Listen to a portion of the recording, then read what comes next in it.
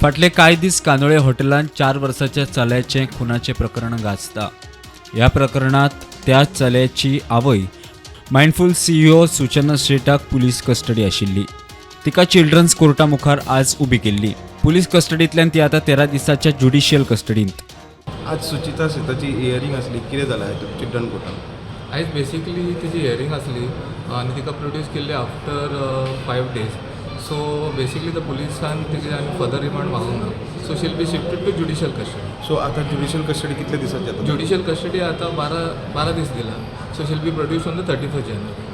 So any bail application file with? Right now we don't have any. In 4-year-old child murder case, accused Suchana Seth was produced before the Panji Children's Court on Friday. Kalangut police did not seek any extension of her police custody and requested the court to send her into the jail in judicial custody.